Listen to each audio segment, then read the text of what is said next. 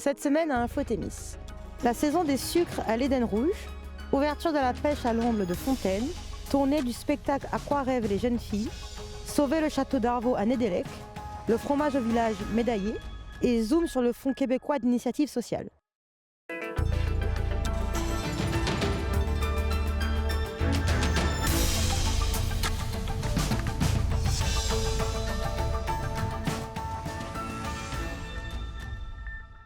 Bonjour à tous. Pour commencer, l'Éden Rouge est de retour avec ses festins du temps des sucres. Les fins de semaine, venez déguster un repas gastronomique au goût de l'érable. Angela Guimond, je suis chef copropriétaire à l'Éden Rouge.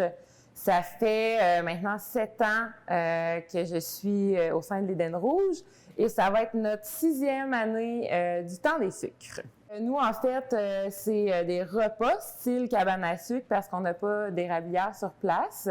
On a toujours 2 tablés par jour. On accueille les gens à 10h et à 4h pour un repas 5 services.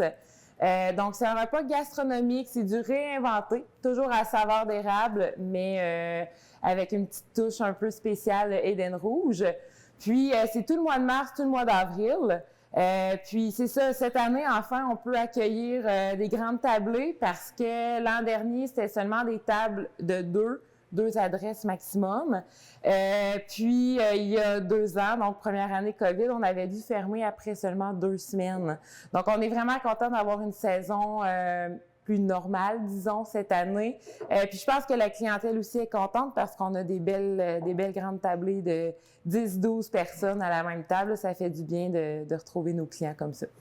On n'est pas complet à tous les jours. Dans le fond, là, on pourrait accueillir une quarantaine de personnes par tablée, donc 80 par jour environ. Je vous dirais qu'il y a des périodes plus achalandées quand on a ouvert avec la semaine de relâche ou à Pâques, là, ça se remplit vraiment rapidement. Dans le fond, c'est ça. Je pense que ça reprend tranquillement. De fin de semaine en fin de semaine, on a de plus en plus de clients qui viennent. Le bouche à oreille aussi se fait bien. La promotion continue aussi. Donc, on est confiant là, qu'en avril, on va avoir des belles tablées complètes jusqu'à la fin. En cuisine, il y a moi et mon conjoint au fourneau. On a toujours aussi un plongeur ou une plongeuse pour nous aider à la vaisselle, ça c'est très important. Puis on a toujours 1 ou 2 serveuses sur le plancher, là, tout dépendamment le nombre de clients qu'on va avoir. Donc on est une équipe de 5. Puis il faut pas oublier non plus derrière, il y a quand même l'équipe qui travaille dans les serres qui nous fait des beaux légumes. Déjà on a des pousses de laitue fraîches, puis on a tous les légumes de l'automne aussi, encore carottes, pommes de terre, betteraves qui se retrouvent dans les assiettes. On a de la courge aussi. Donc, dans les serres présentement, là, ils sont à peu près 2-3, mais en saison, ils vont être une dizaine d'employés environ. L'équipe de cuisine rentre le matin à 7h30 pour se préparer. On commence à accueillir les clients vers 10h. Donc, l'équipe du service va arriver vers 9h pour monter la salle. Les clients arrivent vers 10h, prennent un petit café, un petit mimosa pour commencer. Donc, vers 10h15 environ, c'est le coup de feu. On commence à envoyer les plats. Puis, je vous dirais que la dégustation se poursuit jusqu'à 12h30, 1h environ pour la première tablée. Donc, on prend notre temps. Là, c'est quand même beaucoup de nourriture. Puis, entre les 2 tablées, on nettoie, on remonte la salle. Nous, en cuisine, on reprépare d'autres nourritures. Puis, la prochaine tablée arrive à 2h. Même chose, ça s'étire un peu plus l'après-midi. On prend plus notre temps, on prend un peu de vin. Donc, vers 5h, 5h30, là, c'est terminé, puis on fait notre nettoyage, puis vers 6h, on quitte. Donc, ce qu'on offre comme menu, 5 services, la structure est pas mal semblable à chaque saison, mais on change les plats. Donc, on commence toujours par une soupe ou un potage. Cette année, c'est une crème de carottes à l'érable. Ensuite, c'est suivi d'une entrée froide. Donc, cette année, truite fumée, salade de pommes de terre et œufs cuits durs avec des petites pousses de laitue. Ensuite, je suis une amoureuse des pâtes fraîches, des pâtes maison. Donc, on a toujours un plat comme ça. Cette année, c'est des fusillis maison façon mac and cheese avec une sauce à l'érable, bien sûr, et des petits bacon sur le dessus. Puis, plat principal, c'est 2 de nos grands classiques, je dirais. Quand on fait des événements ou autant le temps des sucres, mais ça peut être la fête des mères, tout ça, on aime bien intégrer au moins une fois par année notre poulet frit. On fait un délicieux poulet frit et on fait souvent des beignes aussi. On voulait condenser les deux ensemble, donc c'est pour remplacer le classique gaufre et poulet frit, c'est beignes et poulet frit avec une sauce aigre douce à l'érable. Ça, c'est vraiment un must. Et le dessert, on y va un petit peu plus en légèreté. Donc, on a une petite mousse chocolat blanc érable avec des petits fruits frais et des sablés au beurre pour finir en douceur. Et on offre toujours un menu brunch plus classique pour les enfants parce qu'on s'entend qu'un 5 services qui dure 2h30 pour les enfants, c'est pas l'idéal. Mais on a une assiette classique. Puis, les gens qui voudraient de la tire à la fin aussi, on a de la tire sur la neige qui est offerte avec le repas. Pour la carte des cocktails, des breuvages, dans le fond, on a une belle carte de cocktails régionaux qui sont faits soit avec des alcools de la région, on a des jus pétillants aussi sans alcool qu'on peut faire des beaux mélanges pour les cocktails. Pour les alcools aussi, on essaie de prendre local ou Québec le plus possible. Puis au niveau du café aussi, pour le café espresso, on utilise le café du caféier. Donc, on essaie d'intégrer des produits régionaux autant dans notre cuisine, dans nos assiettes, que dans nos verres aussi. Je pense que ce qui fait la force de l'Éden Rouge, c'est qu'on utilise beaucoup les produits de la région, mais aussi beaucoup de nos produits cultivés sur place. Donc, la fraîcheur du produit, la proximité aussi. Je travaille en collaboration avec ma mère pour qu'elle produise des légumes, des fruits qui vont fonctionner dans ma table. Les partenariats qu'on a avec les autres producteurs de la région, je pense que ça l'aide aussi pour offrir des produits de qualité. J'ai quand même un souci aussi d'agencer les saveurs. Moi, je me fais vraiment une règle d'or d'avoir des saveurs qui vont exploser en bouche. Fait que ça, je pense que ça fait notre signature. Ce qui serait amélioré, je pense, qui pourrait nous aider, c'est d'avoir plus de viande qui vient d'ici. C'est un problème qu'on connaît, là, les gens de la région, avec les abattoirs, tout ça. Mais ça serait vraiment, je pense, ce qui viendrait apporter un plus là, vraiment à nos assiettes. Et pour les visiteurs aussi, des gens qui ne sont pas de la région, qui viennent manger ici, qui aimeraient retrouver, je pense, des viandes de la région. Fait qu'on espère dans les prochaines années pouvoir offrir ça. Les gens qu'on accueille ici, c'est beaucoup soit des locaux vraiment du Témiscamingue ou je vous dirais des touristes, mais Abitibi et nord-est ontarien. Donc, on a des gens qui vont venir de Val-d'Or, c'est quand même un 3 heures de route. Ils vont se déplacer pour venir ici, des gens de l'Ontario également. Mais on se concentre plus du tourisme régional. Puis, ça va aller plus pendant l'été qu'on va accueillir des gens à l'extérieur de la région, des gens du Québec. Mais vraiment pour le temps des sucres, des locaux, des gens de l'Abitibi, puis de l'Ontario. La pêche à l'omble de fontaine a ouvert temporairement pendant tout le mois de mars à l'Aniel. Le biologiste Jean-Pierre Hamel nous en dit plus. Aujourd'hui, nous sommes avec Jean-Pierre Hamel qui va nous parler de la pêche à l'omble de fontaine au Témiscamingue. Est-ce que vous pouvez vous présenter tout d'abord, s'il vous plaît, et me parler de votre métier? Oui, bonjour madame. Mon nom est Jean-Pierre Hamel. Je suis biologiste au ministère de la Forêt, de la Faune et des Parcs pour la direction de la gestion de la faune en Abitibi-Témiscamingue. Ça fait longtemps que vous faites ce métier? Ça fait 30 ans que je fais ce métier au niveau de la direction chez nous. On a changé de nom à plusieurs occasions, là, mais je suis biologiste en faune aquatique et je suis dans le métier depuis 3 décennies. Félicitations, ça fait longtemps. Merci. Je vous ai invité pour nous parler de l'ouverture temporaire de la pêche à l'omble de fontaine au Témiscamingue. Donc, quelles sont les dates d'ouverture et de fermeture pour la pêche ici? La saison de pêche, dans le fond, ce qu'on a fait cette année, c'est une prolongation de la saison de pêche. On a prolongé ou on a ouvert, si on veut, la pêche à l'omble de fontaine sur 2 lacs, 2 plans d'eau, les 2 petits lacs situés de part et d'autre, si on veut, là, de la municipalité de Laniel, au Témiscamingue. C'est 2 petits lacs sur lesquels il est possible d'y pêcher l'omble de fontaine. Donc, la saison de pêche sur ces 2 petits lacs-là est du 1er au 31 mars. Donc, ça permet au monde, aux gens, aux pêcheurs sportifs d'aller taquiner l'omble de fontaine dans une région où c'est les seuls lacs qui sont ouverts pour l'omble de fontaine, là, si on veut, là, cette année. Est-ce que vous pouvez nous parler un petit peu de cette espèce animale? Est-ce que c'est un poisson il y en a en abondance ou il est assez rare? C'est un poisson qui est très abondant au Québec, mais qui est peu abondant ou qui est on pourrait le qualifier de marginal, si on veut, là, pour la région de l'Abitibi-Témiscamingue. Donc, quand il y a une possibilité de le pêcher, comme c'est le cas cette année aux deux petits lacs Laniel, c'est une belle opportunité pour les pêcheurs de tenter leur chance et d'aller taquiner cette espèce-là. C'est une espèce premièrement, c'est une espèce qui ne pique pas, qui n'a pas d'épines, contrairement, si on veut, au doré jaune, qui est notre espèce vedette ici, là, en Abitibi-Témiscamingue. Donc, étant donné cette caractéristique-là, ça en fait une espèce qui est aimée pour la relève, qui est aimée des enfants, puisque ils peuvent la manipuler d'un sens comme de l'autre. Mhm. Ils ne se piqueront pas les doigts, là.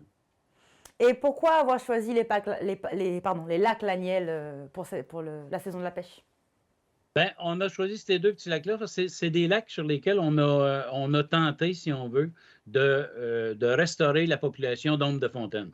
Donc, de faire en sorte que cette population-là puisse, au fil des années, se reproduire de façon naturelle, puis de pouvoir permettre une pêche à long terme. Donc, c'est pour ça qu'on ne rouvre pas à l'année pour ne pas épuiser la ressource, mais on est capable, on pense en tout cas, qu'on est capable de permettre une certaine saison, donc de permettre aux gens de profiter de l'occasion. Puis en plus, quand on regarde les lacs du Témiscamingue, il y a plusieurs lacs qui sont fermés à la pêche d'hiver en raison de la protection qu'on accorde au Touladi. Oui. Donc, d'avoir quelques lacs qui sont ouverts un peu plus que les autres, bien, ça permet de mettre des sourires dans le visage de certains pêcheurs. D'accord. Et donc, dites-moi, si je suis intéressée, alors je vais aller à la pêche, de quoi j'ai besoin? Qu'est-ce que vous me conseillez d'emmener? Est-ce que j'ai besoin d'un permis spécial? Non, ça vous prend, dans le fond, il faut être détenteur du permis de pêche du Québec, d'avoir un permis valide sur vous, de respecter certaines conditions, puisque la limite quotidienne de capture est de 3 ombres de fontaine par personne détenteur d'un permis. Puis, ce que vous avez besoin, dans le fond, pour aller tenter votre chance, un équipement de pêche blanche, si vous en avez. Puis si vous n'en avez pas, une petite canne à pêche, simplement une petite canne à pêche avec un petit appât, puis vous risquez d'être capable de tirer votre épingle du jeu, comme on peut dire. J'essayerai. et donc, pourquoi une limite de 3 ombres de fontaine? Pourquoi pas plus? On limite, dans le fond, la limite qu'on impose aux pêcheurs, c'est simplement pour partager la ressource. Au lieu d'avoir qu'une personne puisse en capturer un grand nombre, puis en enlever, si on veut, aux autres, bien, on partage la ressource. Donc, de cette façon-là, on s'attend d'épuiser un peu moins rapidement la ressource qui est, comme je disais tantôt, ce n'est pas une ressource qui est inépuisable, il n'y en a pas beaucoup. Donc, en permettant d'en capturer quelques-unes, ça permet d'avoir un bon souper, ça permet une belle activité, puis ça permet à plusieurs personnes d'en bénéficier. Très bien. Et donc, rappelez-nous, après le 31 mars, interdiction, on n'a plus le droit d'y aller. Après le 31 mars, on revient à la réglementation, si on veut, de la zone. Donc, la pêche se ferme au 31 mars, puis elle va n'ouvrir que le 4e. Ici, dans la zone 13 ouest, l'ombre de fontaine, c'est possible, si on veut, de la capturer ou d'aller à la pêche, là, à partir du 4e vendredi d'avril. Donc, la pêche va être fermée entre le 31 mars, si on veut, aller jusqu'au 22 avril. Est-ce qu'au lac Laniel 1 et 2, il y a de l'opportunité de pêcher autre que l'ombre de fontaine? Oui, dans le fond, ces lacs-là, c'est des lacs, c'est pas des lacs qui n'ont que cette espèce-là, si on veut, là. Il y a d'autres espèces qui sont possibles à pêcher. Et je veux dire, tant et aussi longtemps qu'on suit la réglementation en vigueur, il n'y a aucun problème de capturer d'autres espèces là, au cours de cette expédition-là. Merci beaucoup, Jean-Pierre. C'est moi qui vous remercie. La création théâtrale À quoi rêvent les jeunes filles a fait l'objet d'une tournée au Témiscamingue pour les élèves du secondaire, soit le 8 mars à la salle d'Autory et le lendemain au théâtre du Rift à Ville-Marie. Alors, mon nom est Louise Lavictoire. Je suis directrice générale et artistique de la compagnie théâtre Les Voisins d'en haut. Et aujourd'hui, il y a une représentation de la création théâtrale À quoi rêvent les jeunes filles que Les Voisins d'en haut a produit. Et donc, c'est une matinée scolaire pour des étudiants de secondaire 3 de 3 écoles du secteur. Vous êtes donc en tournée. Tu peux me parler des différentes prestations qu'il y a eu dernièrement ou qu'il y a à avoir? En fait, on a joué hier à Témiscamingue et puis aujourd'hui à Ville-Marie, au Théâtre du Rift. Est-ce que c'est un spectacle qui est ouvert à tout public? Comment on fait si on veut... Quand vous avez vendu des tickets, comment on fait? Non, c'est pas ouvert à tout public. Ce sont des matinées scolaires qui ont été vendues à cachet aux diffuseurs, donc au Théâtre du Rift et puis à la salle d'Autorie à Témiscamingue. Peux-tu me parler du contenu de la pièce de théâtre? Quelle est l'histoire? Quel est le sujet? En gros, c'est l'histoire de 2 adolescentes qui sont en secondaire 5 et elles sont les meilleures amies du monde et elles ont des préoccupations et elles sont aussi chroniqueuses pour le téléjournal de leur école. Donc, elles font un voyage humanitaire au Mexique. Elles font un genre de slam aussi. Puis c'est fait, le spectacle est vraiment fait sous forme de tableau. C'est une série de tableaux. Et il y a aussi une autruche qui sert un petit peu de narratrice et qui situe les spectateurs dans le temps. Mais c'est un spectacle quand même assez engagé, assez féministe, humaniste. Et il est tout à fait d'actualité avec ce qui se passe en ce moment dans le monde. Ça touche beaucoup les gens par rapport aux différentes thématiques qui sont abordées dans le spectacle. D'accord. Pourquoi une autruche? Ça m'interpelle. C'était une petite touche de fantaisie qu'on voulait ajouter. C'est sûr que bon, l'autruche, elle est en vidéo, dans le fond. C'est une photo d'autruche. Oui, on voulait vraiment apporter une touche plus fantaisiste, vu que c'est du théâtre de création. Mais vous allez savoir aussi pourquoi une autruche, mais je ne peux pas dévoiler le secret de l'autruche, mais il se passe quelque chose avec une autruche à un moment donné dans la pièce aussi, c'est vrai, j'oubliais. Et dis-moi, donc, le temps de préparation pour cette belle réalisation, combien de temps ça vous a pris à organiser, à répéter? En fait, le processus a commencé il y a 2 ans. Avec des ateliers de création. On a rencontré aussi des jeunes de la Maison des jeunes du Témiscamingue. Il y a eu tout un processus. On a pris en note nos rêves. Ça a été comme... Mais là, vu que c'est une reprise, parce qu'on l'avait joué en 2020 entre 2 vagues de COVID, et là, on l'a repris. On a repris des répétitions pour peut-être 25 heures de répétition. Mais sinon, à la base, c'est facilement une centaine d'heures de répétition. Beaucoup de boulot. Oui, beaucoup de travail. Et pour finir, tu nous disais que les sujets étaient très actuels, donc ça touchait à des choses importantes qui se passent dans la vie de tous les jours. Quel est le but, en fait, de cette pièce? Qu'est-ce que vous comptez faire?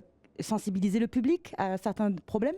Tout à fait, sensibiliser les jeunes aux différentes problématiques, que ce soit au niveau de l'écologie, au niveau politique, au niveau de ce qui se passe dans le monde en ce moment, et aussi, effectivement, au niveau du droit des femmes.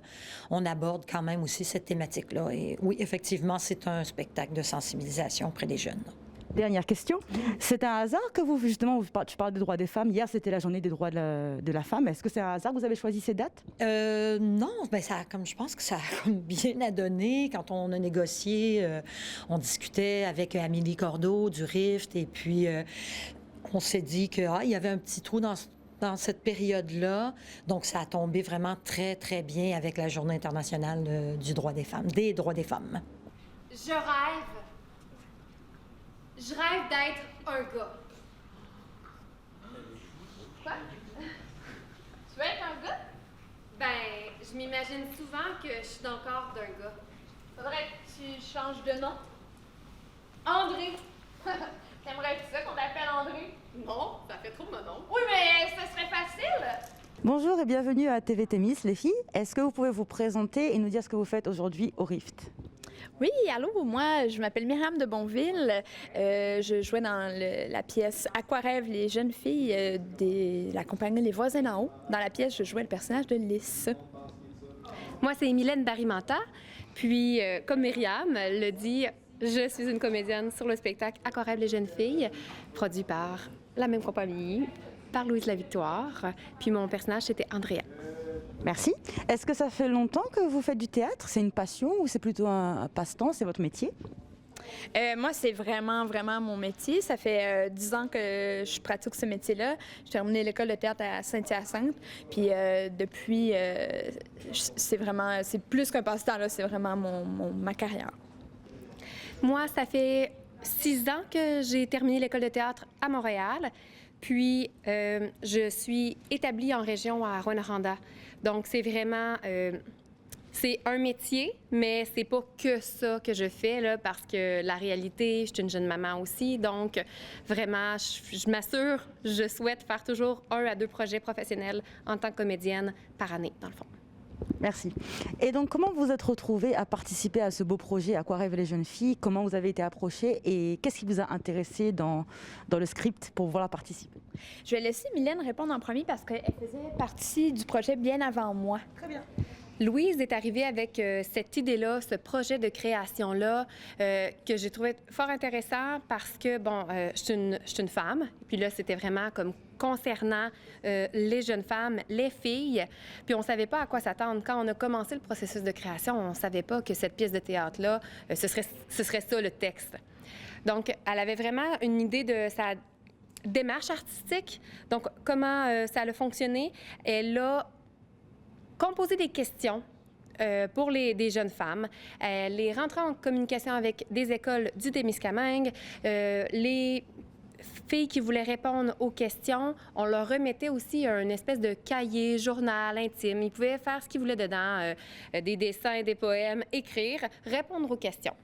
Donc, ils ont eu ce cahier-là pendant un certain temps. Ensuite, on a repris les cahiers, puis moi et une autre comédienne, Stéphanie Lavoie, on s'est laissé imprégner de leurs écrits, de leurs compositions et leurs réponses. On s'est donné un temps avec ce cahier-là.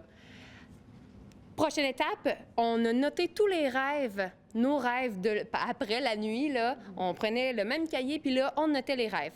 Puis on se posait pas de questions si ça avait rapport ou non. Et par la suite, on a fait une période vraiment de création en improvisant avec Louise. Elle nous dirigeait à travers des ateliers de création en écriture et en improvisation. Donc, elle avait comme trouvé des thèmes, une thématique qui sortait d'après les témoignages des jeunes filles, d'après nos rêves. Puis, elle a capté toutes nos improvisations, elle a gardé nos écrits. Elle a laissé mijoter ça dans sa tête, puis ensuite, elle est arrivée avec le texte. Et c'est à ce moment-là que Myriam est rentrée dans le projet, dans le fond, parce que les aléas de la vie ont fait en sorte que Stéphanie Lavoie a fait d'autres choses, d'autres projets. Puis donc, le personnage de Lys était libre. Ben oui, moi, j'habite à Montréal, mais je viens de la région, puis c'est super important pour moi de revenir faire des projets ici parce que je suis vraiment fière de venir de l'Abitibi-Témiscamingue. Puis Mylène, c'est une de mes grandes amies. Ça fait super longtemps qu'on se connaît, proche 20 ans bientôt. Donc, de revenir. Puis en plus, Louise a été ma première prof de théâtre quand j'étais comme début secondaire. Fait que pour moi, c'est ça. Oui, le texte, c'est super important parce que j'aime beaucoup faire du théâtre pour les ados. Mais il y a aussi la région, l'appel de la région. Malheureusement, je pense pas revenir à temps plein, mais à chaque fois que je peux faire un projet ici qui m'interpelle, c'est sûr que je dis oui. Merci beaucoup.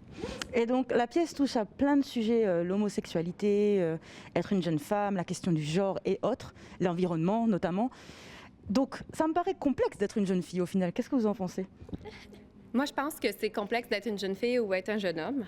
Il n'y a pas de question de genre là-dessus.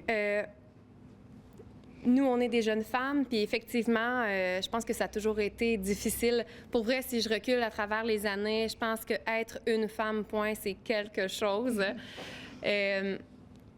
Puis, c'est vrai qu'on est dans un monde où est-ce qu'avec les multimédias, avec le partage des connaissances, puis tout ça à travers le monde, on est comme bombardé d'informations, puis peut-être grâce et à cause de cette ouverture d'esprit-là, ça amène beaucoup de questionnements face à l'environnement, face aux possibilités que le monde nous donne. Ça peut aussi apporter une grande angoisse, d'après moi. Finalement, t'aimes les gars, c'est quoi, t'es genre fif? On dit homosexuel. OK, madame dictionnaire, homosexuel. Tu réalises-tu, là, que ça prend une grosse opération puis une masse d'hormones pour que tu changes tout? Je suis pas en train de te dire que je veux me faire pousser un pénis, là. Je suis juste en train de parler avec ma meilleure amie pour essayer de comprendre si c'est ça que je veux. Puis Puis OK, oui, peut-être aller jusqu'à l'opération. Mais la première étape, c'est bien d'être capable d'en parler à la personne qui compte le plus pour moi. La fille que j'aime. Quoi, qu'est-ce que tu dis? Viens, je me parle. Je m'attendais vraiment pas à ça. Ça me stresse fou. Le comité de valorisation et de développement de Nedelec a lancé une campagne de sociofinancement pour racheter la maison d'Arvaux et en faire un lieu touristique. Rencontre avec une bénévole du comité, Josée Prévost. Eh bien, bonjour, mon nom est Josée Prévost. Je suis une citoyenne de Néglec et je suis aussi une bénévole qui travaille pour le comité de valorisation et de développement de la municipalité de Néglec. Alors, notre projet, eh bien, c'est d'acquérir cette propriété pour pouvoir la valoriser et lui donner son cachet historique et on aura également un projet touristique là, d'associer à cette maison-là. Alors, voilà pourquoi je suis ici aujourd'hui.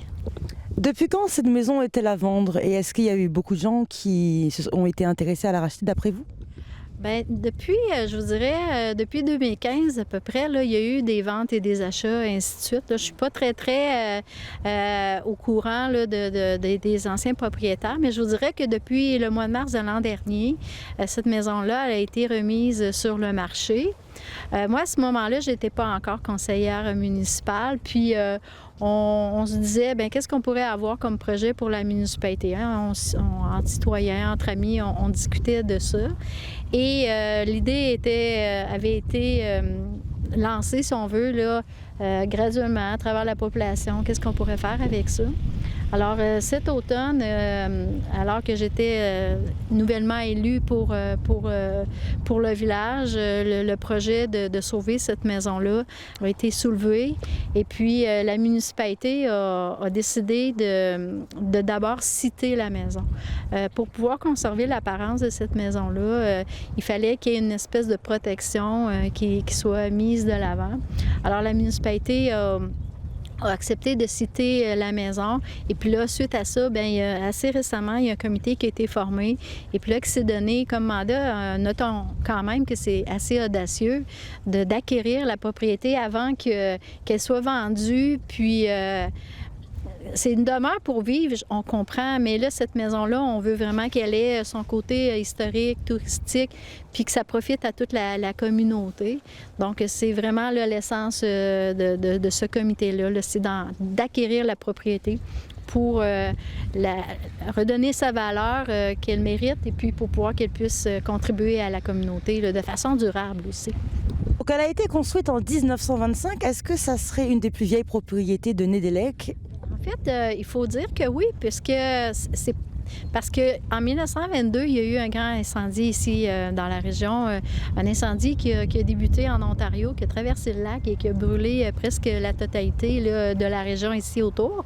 Et notamment Néglec, c'était en octobre justement, ça va faire 100 ans. Néglec a presque entièrement brûlé. Donc les maisons qui sont demeurées, il y en avait très peu.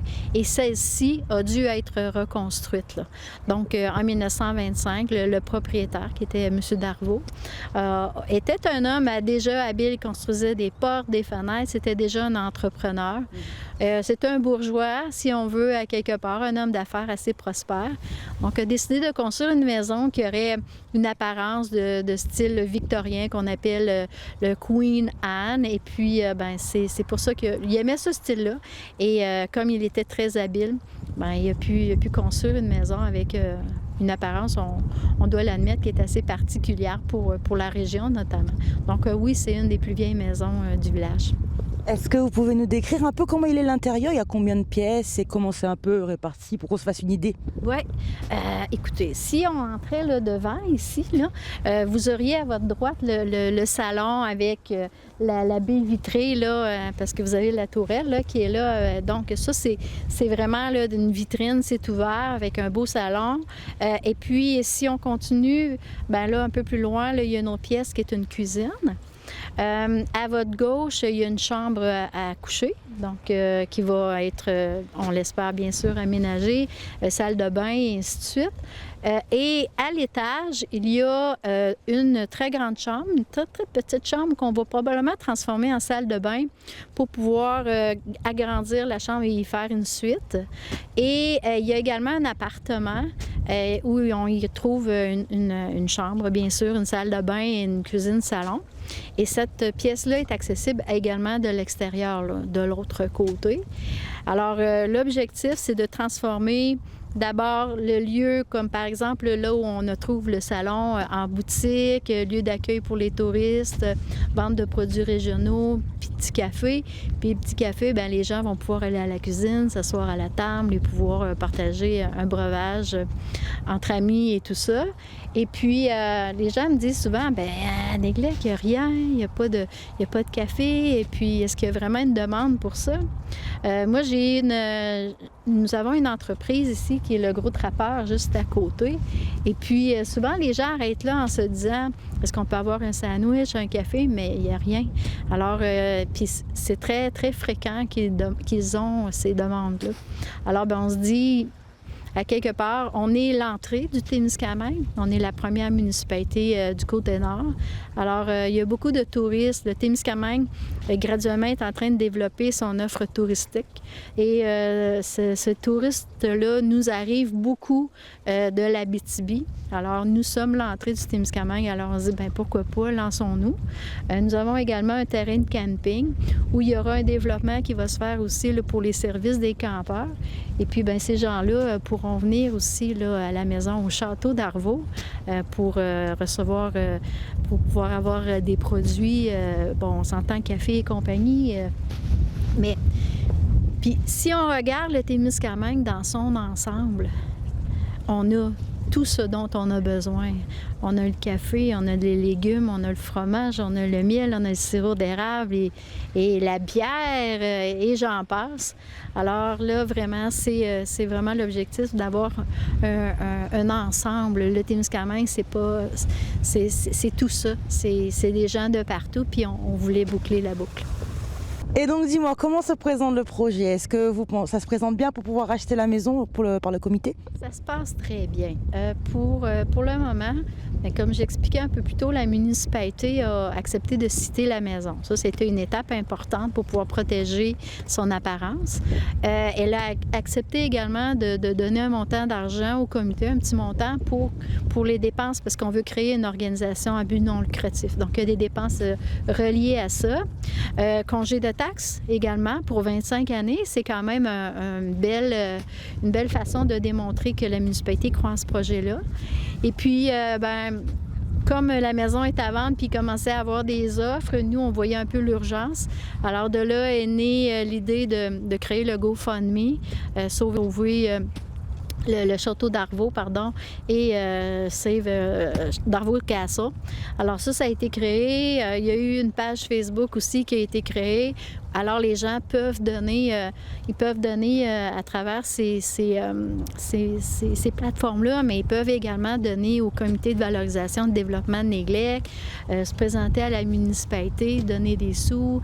Ça va être une organisation à but non lucratif, donc c'est avec la charte, c'est vraiment là quelque chose qui est fait de façon officielle. Donc pour l'acquisition de la propriété, c'est sûr que ça demande des sommes importantes, mais il y a des gens qui ont commencé à montrer de l'intérêt pour pouvoir nous aider de façon assez importante, suffisamment importante pour qu'on puisse être très positif en disant que on pense bien pouvoir être propriétaire de la maison sous peu. On peut rien avancer pour le moment. Les choses doivent être finalisées, bien sûr. Mais c'est vraiment on est très positif en ce sens-là. Puis quand ça sera le temps de faire les rénovations, un coup que la maison est la propriété du comité, ce qu'il faut dire, c'est que les subventions pour les rénovations, ça se trouve quand même assez bien. Fait qu'on s'attend à avoir quand même de l'aide des gouvernements, de différentes organisations, et ainsi de suite. Donc, on est plutôt positif, là, en ce sens-là. Merci beaucoup, Josée. Et donc, du coup, au niveau des travaux, si vous arrivez à acquérir la maison, il y aura beaucoup de choses à faire, à revoir. Bien, évidemment, l'intérieur et l'extérieur ont besoin de rénovation. C'est une maison quand même qui est assez vieille. Puis je vous dirais que dans les 5 à 10 dernières années, il n'y a pas eu autant d'entretien que cela. Alors, ben, l'extérieur, c'est de l'entretien, la peinture, bon, remettre le balcon au niveau, ainsi de suite. L'intérieur, il y a des rénovations un peu plus importantes pour la rendre conforme, notamment si on est pour recevoir des touristes et tout ça. C'est pas comme quand une personne possède une maison, les normes ne sont pas les mêmes. Mais la maison, c'est quand même une maison qui a été construite avec des matériaux de construction de qualité. Elle a eu un bon entretien quand même au cours des années. Donc, les rénovations, la maison, elle a été bien construite, la structure est solide, elle est saine, il n'y a pas de moisissure, c'est vraiment un bâtiment qui a été bien construit. Donc, ça va être de lui redonner ses lettres de noblesse, sa valeur, retourner à l'essence de la maison elle-même. Il y a peut-être de retourner à des matériaux ou à des finitions qui vont être plus fidèles à ce que la maison était autrefois que ce qu'on pourrait avoir de façon plus moderne. On ne veut pas la moderniser, on veut la remettre belle comme elle était autrefois. Merci beaucoup, Josée, pour cette entrevue. Ça m'a fait plaisir, puis encore merci de l'intérêt que vous portez à ce projet-là. Et si jamais il y a des développements, vous pouvez compter sur moi, je vais vous informer. Le fromage au village de Lorrainville a reçu la médaille de l'Assemblée nationale des mains de la députée provinciale Émilise Lessartérian. Bonjour, bienvenue tout le monde à cette remise de médaille de l'Assemblée nationale par la députée de Rouyn-Noranda-Témiscamingue, Mme Émilise Lessartérian, pour la fromagerie Le Fromage au village. La médaille de l'Assemblée nationale est remise par les députés de l'Assemblée nationale. Elles sont remises en guise de reconnaissance à des personnes de leur choix. Aujourd'hui, c'est pour l'ensemble de l'œuvre de la fromagerie Le Fromage au village qui a su faire rayonner la fierté, le savoir-faire et les saveurs du Témiscamingue à travers ces fromages depuis plus de 25 ans. C'est un prix, une médaille vraiment très, très importante pour vous. Bravo à votre famille. Je mentionne, c'est important, c'est le mot famille, je pense, pour cette entreprise-là. Vous avez toujours travaillé ça ensemble. Vous êtes partis, vous avez monté ça de zéro pour dire on part, puis il y a une audace dans tout ça. Vraiment, vous pouvez être fiers de ça. Donc, souligner cette excellence du travail de la fromagerie au village et bien sûr la famille, mais l'équipe à l'arrière de ça, parce que vous êtes rendu une très grande équipe qui vous appuie, qui travaille pour vous. Une entreprise qui ose et qui met en valeur, bien sûr, la municipalité de Lorrainville, parce qu'avec tous les nombreux prix que vous avez gagnés, bien, c'est sûr que pour Lorrainville, notre clocher est mis en valeur pour Lorrainville. D'excellents produits, puis toujours de nouveaux produits. Vous en relancez toujours à chaque année. Puis fait avec nos excellents produits laitiers, surtout du territoire ici, au Témiscamingue. Je pense qu'on a des producteurs ici qui sont sur place. Fait que bravo à vous aussi. Alors, à vous, bâtisseurs qui ont construit cette entreprise, Hélène, Anne et Christian. Puis Anne, vraiment, qui est là, qui reprend le flambeau officiel de l'entreprise. Fait que je vous souhaite à vous la plus grande des chances. Puis je vous dis encore bravo pour ce prix-là. Les entrepreneurs, là, qu'est-ce que c'est? Qu'est-ce que ça mange? C'est des joyeux illuminés auxquels, je dirais, l'audace sourit. Hein, parce qu'ils en ont traversé des vents et des marées. Un entrepreneur, moi, je considère souvent, vous connaissez ça ici au Canada, à des saumons. Mais pas les saumons dans la mer, là, qui s'amusent. Le saumon qui dit, on remonte la rivière, puis on s'en va, livrer le fruit de notre labeur.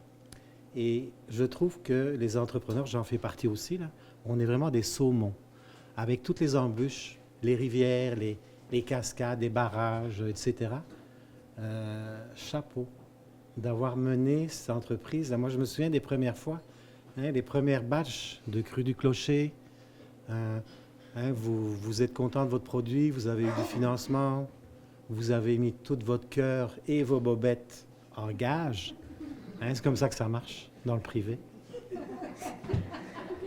Chapeau. Parce que, vous voyez, aujourd'hui, vous avez un succès, il y a du monde. Mais à chaque fois que vous avez été dans la merde, il y avait moins de monde. Mais vous étiez là, vous gardiez le phare et vous avez continué à croire à travers les embûches. Puis je sais qu'elles ne sont pas finies parce qu'on est un petit peu liés, là. Moi, je suis beaucoup avec... Avec la relève, là. Hein? La relève que j'ai vue toute petite, d'ailleurs, dans le kiosque à la Foire Gourmande. Elle était toute petite. Là, je me demande même si elle dépassait la table. Puis regardez, aujourd'hui, là, elle est là, puis elle est en train de vous challenger. Puis ça ne doit pas être évident parce que vous menez la baraque depuis quoi, 25 ans, là, j'ai entendu?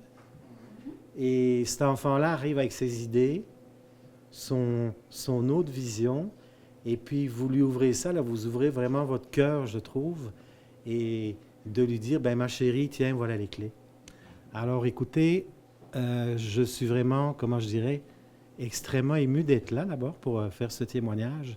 Et je voudrais souligner, parce que depuis quelques années, ben, je suis locataire chez eux, la gentillesse de ces gens-là.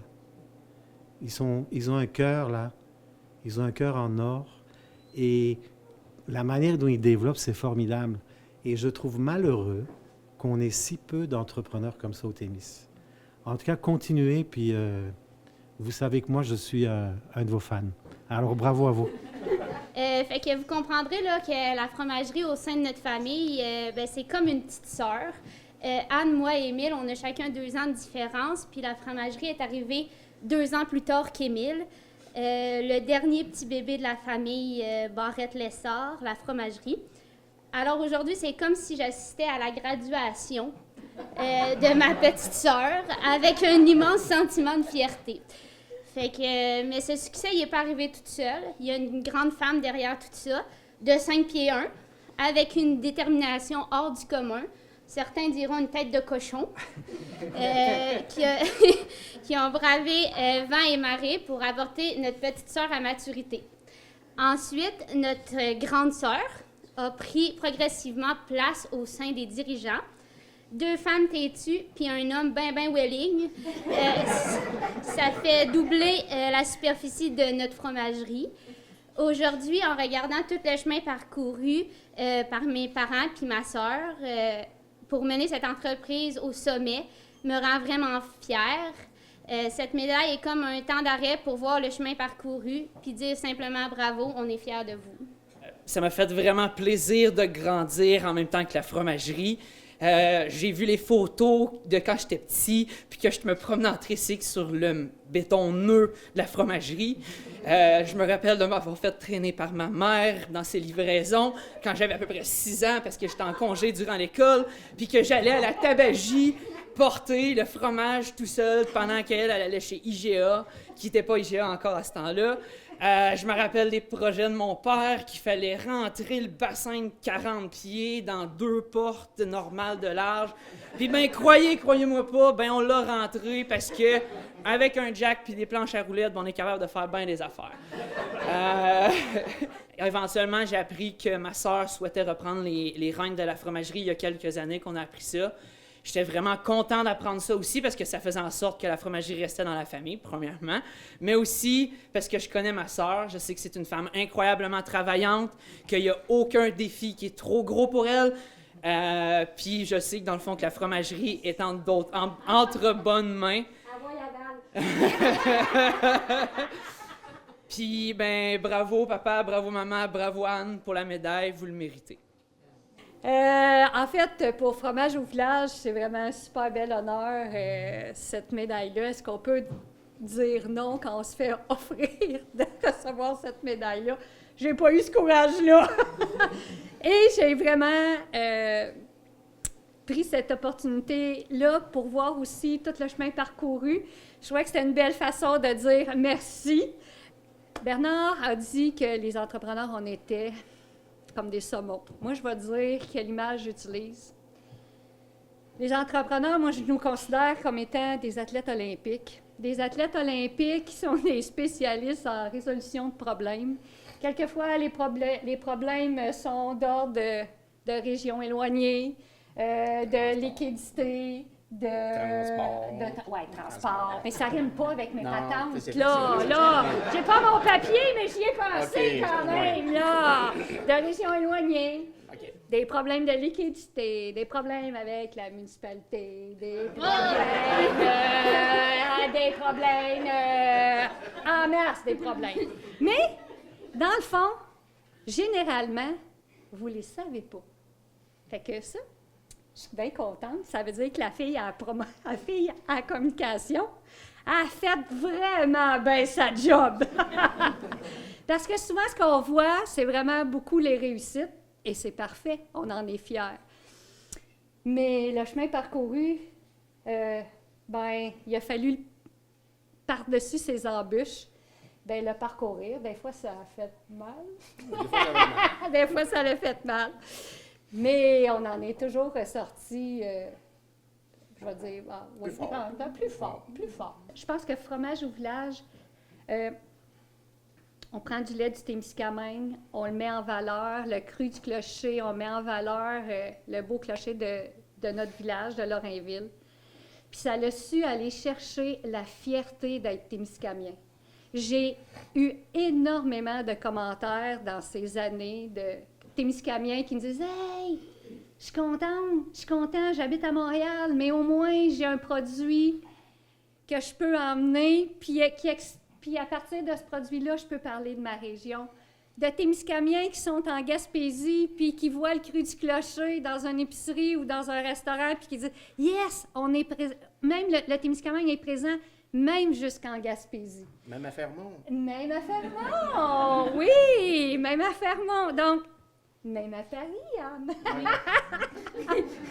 Donc, je pense que le cru du clocher, entre autres, et fromage au village, on a été capable d'aller chercher cette fierté témiscamienne. Puis bien ça, là, moi, là, ça me rend vraiment fière d'avoir été capable de faire ça. Ce qui est extraordinaire avec le fromage au village, c'est ce qu'il représente pour tous les Témiscamiens et les Témiscamiennes.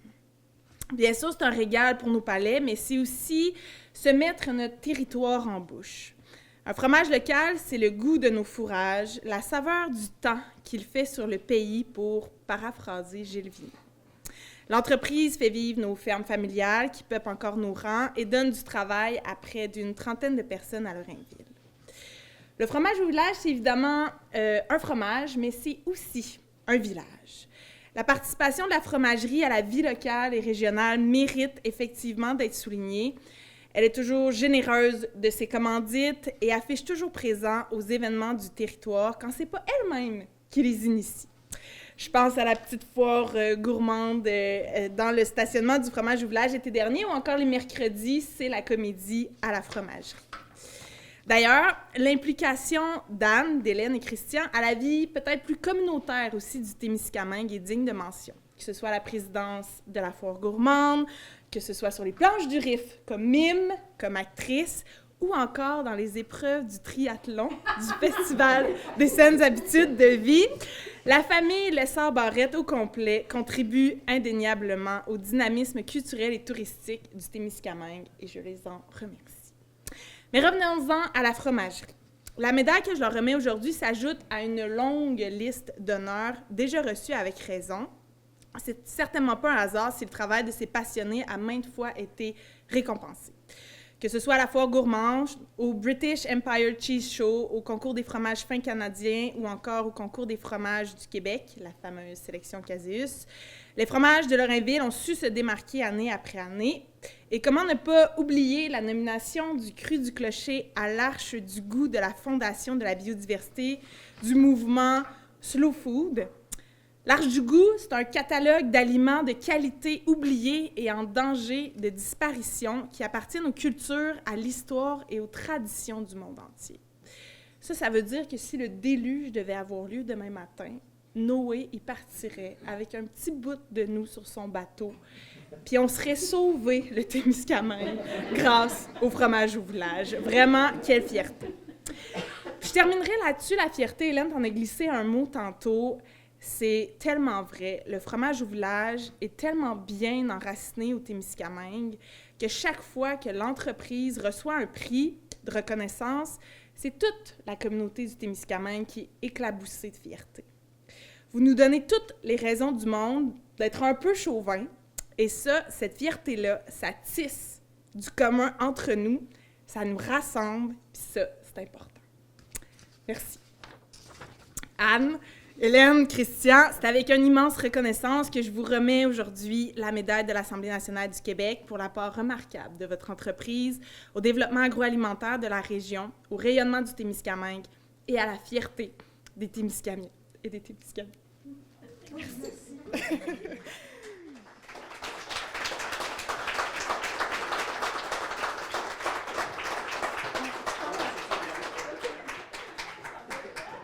Pour terminer cet épisode, on vous présente les projets réalisés au Témiscamingue dans le cadre du Fonds québécois d'initiative sociale. Bonjour à toutes et à tous et bienvenue à cette conférence de presse qui dresse le bilan régional des projets réalisés dans le cadre des Alliances pour la solidarité.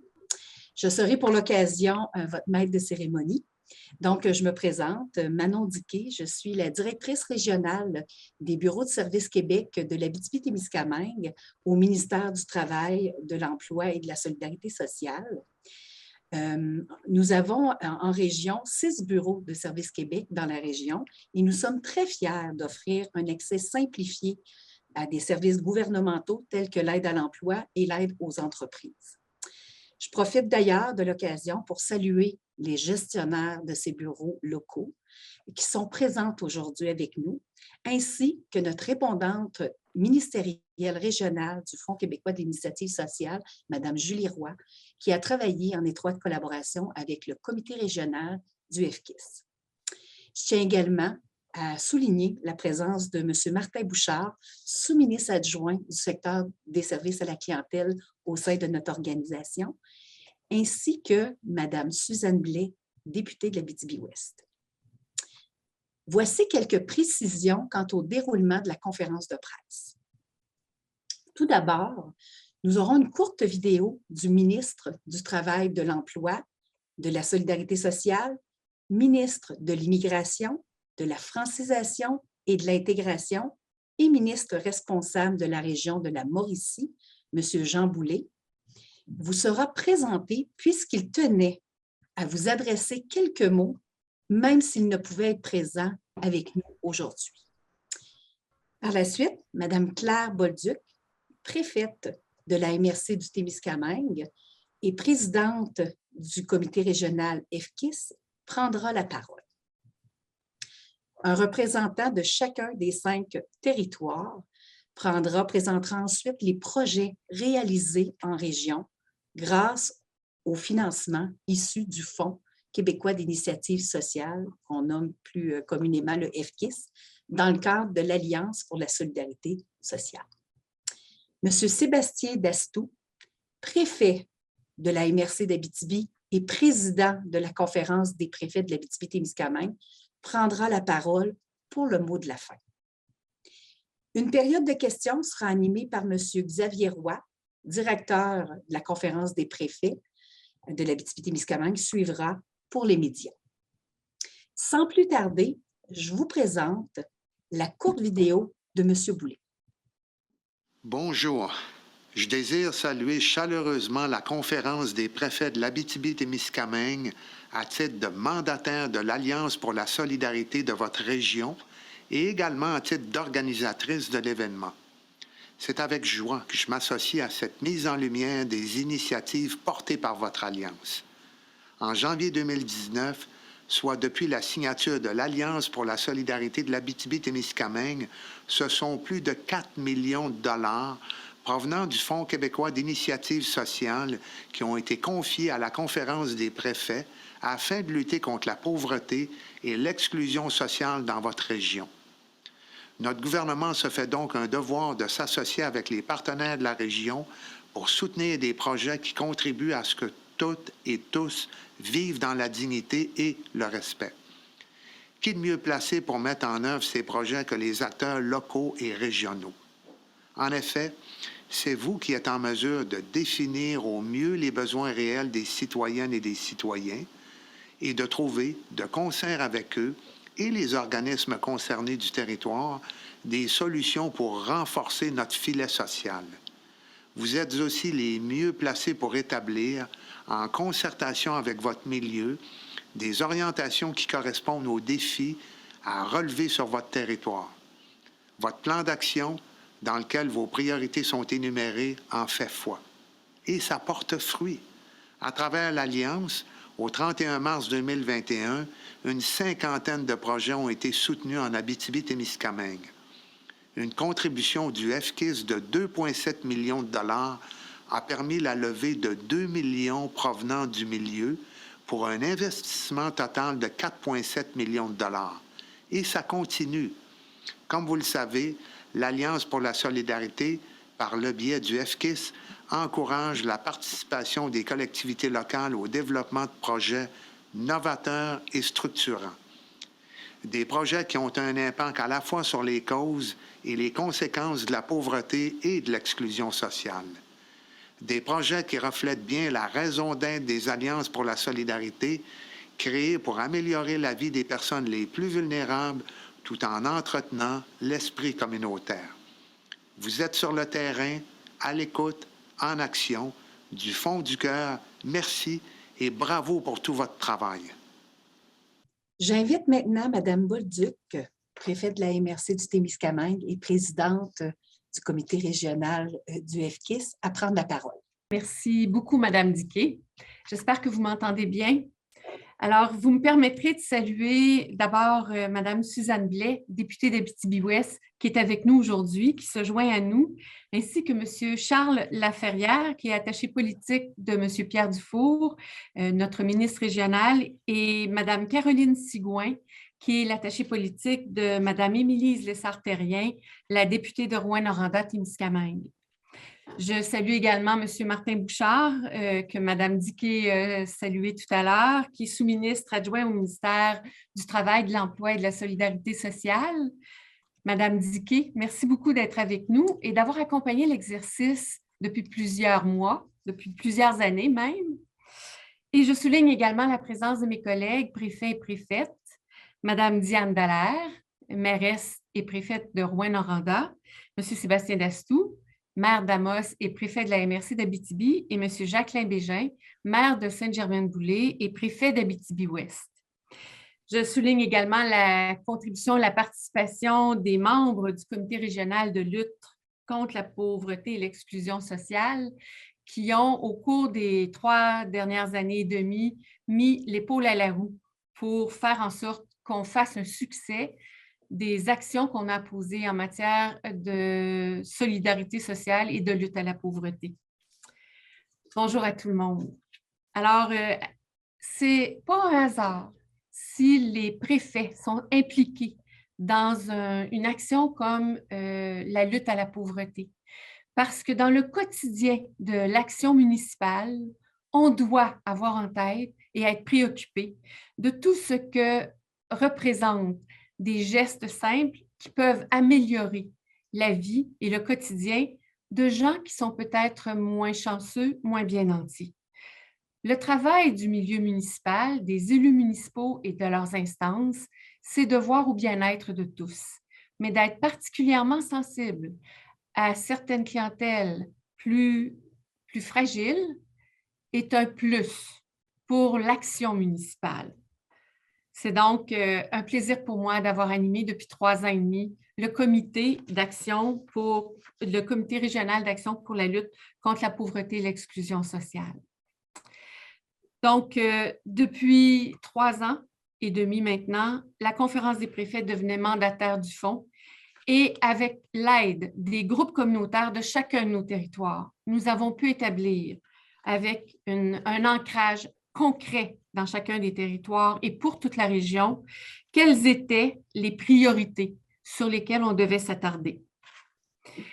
Depuis 3 ans et demi, le travail s'effectue et à un peu plus d'1 année avant la fin de cette entente avec le gouvernement, nous avons jugé qu'il était opportun de mettre en lumière le travail effectué, notamment grâce aux montants qui ont été acheminés dans chacune des MRC territoires et dans la ville MRC de Rouyn-Noranda. Vous aurez le plaisir d'entendre parler de 50 projets, de plus de 50 projets qui ont reçu du financement du FKIS Et c'est important de souligner, de saluer le travail qui a été fait au niveau des MRC, mais également et aussi au niveau des centres de développement communautaire et dans le cas de la ville MRC de Rouyn-Noranda, de villes et villages en santé. C'est les promoteurs des projets, les groupes, les centres de développement communautaire, mais également chacun des promoteurs, des groupes communautaires qui ont su mettre de l'avant des projets novateurs, des projets intéressants, des projets bien ancrés sur les besoins des clientèles. C'est eux qui ont pu faire la différence pour les populations plus fragiles et pour l'ensemble de la population de notre région. Les derniers mois et la pandémie que nous vivons depuis 2 ans nous ont bien montré la hauteur, la nature, l'ampleur des problématiques qui sont relatives à l'exclusion et à la pauvreté et qui méritent la plus grande attention de tous les paliers, de tous les ordres de gouvernement, du municipal au territorial, au régional, au provincial. En Abitibi-Témiscamingue, la pauvreté, elle a plusieurs visages, mais on peut se réjouir de constater que les organismes qui œuvrent dans des sphères aussi variées que l'alimentation, la santé mentale, le logement, le transport ou les facilités de prise en charge des personnes ont présenté des projets porteurs qui visent à améliorer les conditions de vie de ceux et celles qui sont dans le besoin, mais qui permettent concrètement de le faire, qui ont des impacts directs, concrets dans la vie de ces personnes-là. Et plus globalement, pour les élus que nous sommes, pour l'élu que je suis, qui nous montre l'importance de travailler de concert avec nos organismes communautaires, qui sont partie prenante de la qualité de vie des milieux dans lesquels on vit. En plus des projets réalisés dans chacun des territoires, de la 50aine de projets, le comité régional a aussi identifié 2 priorités qui touchent toutes les MRC, qui ont un impact dans tous nos territoires, sur lesquels des travaux sont effectués. Je nommerai dans un premier temps le logement, et vous savez, on constate tous les enjeux associés à la pénurie de logement qui met une pression importante à la hausse sur le marché locatif et on constate que beaucoup de personnes se retrouvent à injecter une portion importante de leurs revenus dans le logement, ce qui les place en position financière précaire.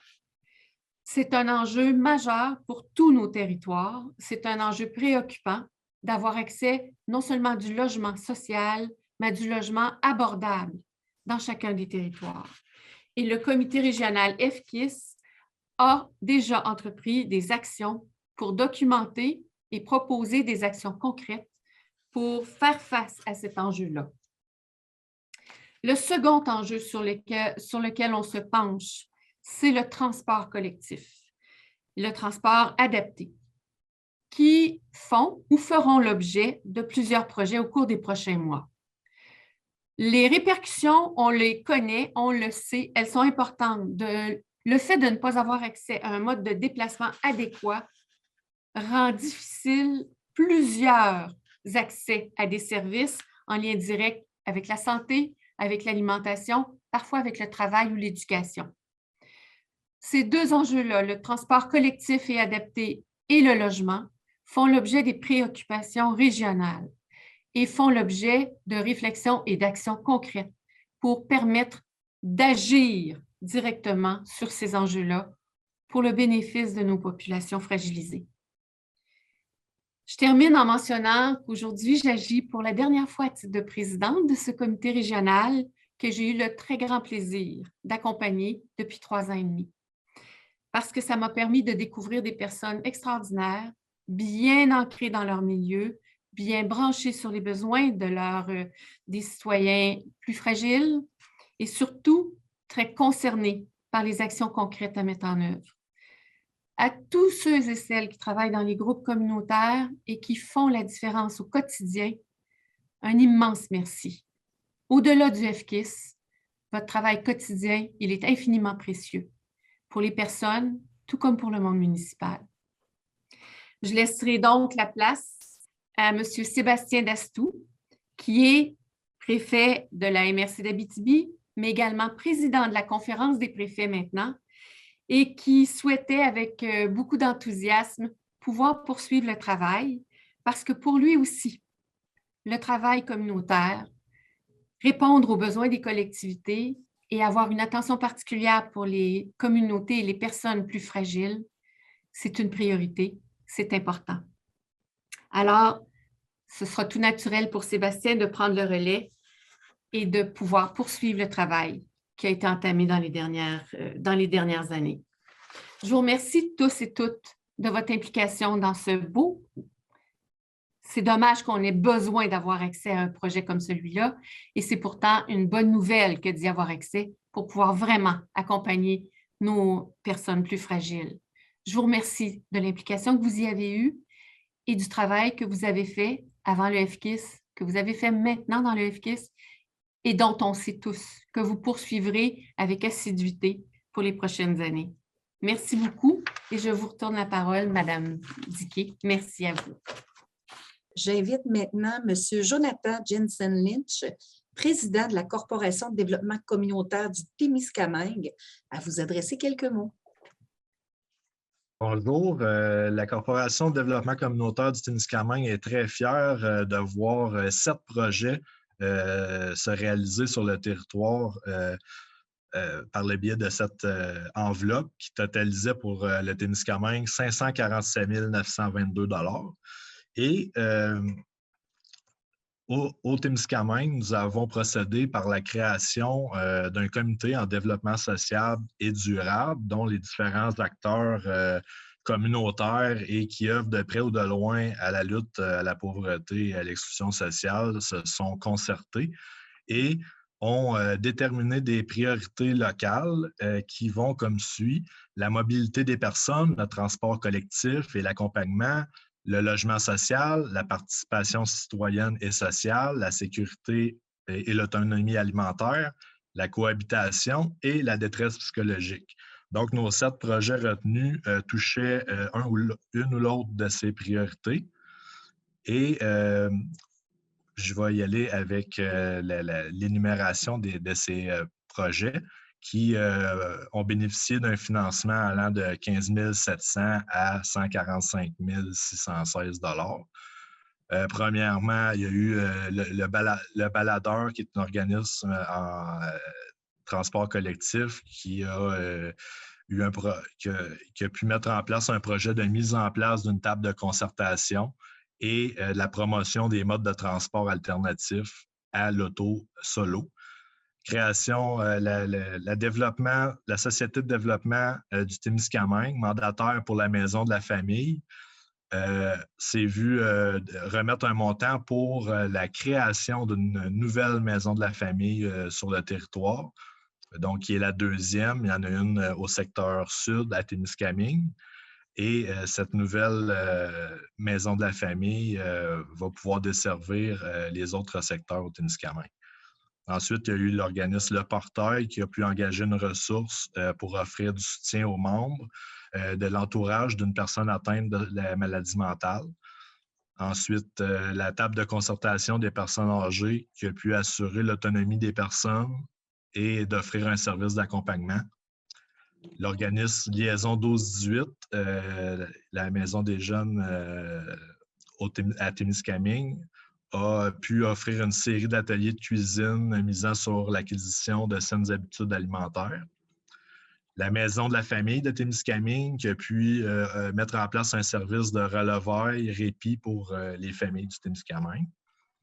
Puis le CPE Calimero qui a vu la possibilité de pérenniser une ressource qui vient aider à la réussite scolaire là, à l'entrée des jeunes dès le premier pas à l'école. Donc, il fait une belle transition là, entre le milieu CPE et le milieu scolaire. Donc, je tiens aussi à souligner le travail du comité d'analyse qui a été mis en place pour recommander et faire un choix parmi tous les projets déposés. C'est parfois une tâche qui est très difficile de trancher là, parmi les projets qui ont tous un énorme potentiel et un besoin réel sur le milieu. Donc, chaque sou de cette enveloppe-là est utilisé à bon escient et est vraiment indispensable pour le milieu. Donc, je terminerai en remerciant l'Alliance puis l'initiative qui en découle pour faire débouler tout ça sur les territoires et dans les organismes.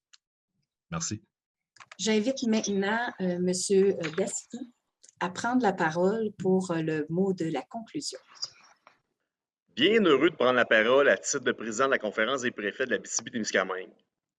D'entrée de jeu, je remercie tout le monde pour les présentations des bilans sur les territoires. Il s'en est passé des choses.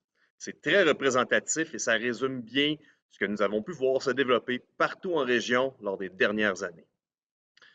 Dès le tout début, la conférence des préfets, à titre de mandataire, a préconisé une gouvernance décentralisée. Et les résultats sont au rendez-vous. Comme vous avez pu le constater, l'enveloppe totale a été redistribuée équitablement par territoire selon les indicateurs de pauvreté. Cette façon de faire a permis jusqu'ici de répondre concrètement aux priorités identifiées par les MRC et qui ne sont pas nécessairement les mêmes d'un endroit à l'autre. Nous savons, la pauvreté a plusieurs visages et elle ne se vit pas de la même manière qu'on se trouve au Témiscamingue ou dans la vallée de l'Or. En plus d'avoir des initiatives calquées sur les réalités territoriales, nous optimisons grandement les ressources en développement communautaire qui ont une expertise et une connaissance fine des enjeux auxquels ils peuvent répondre avec un soutien du FKIS.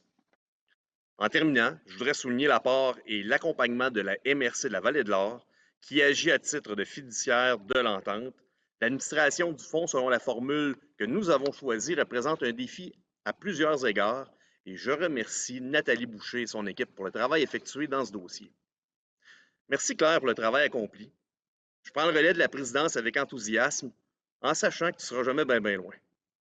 À tous, je vous remercie de votre présence, mais aussi de votre dévouement à la lutte à la pauvreté et à l'inclusion. Excusez, à l'exclusion.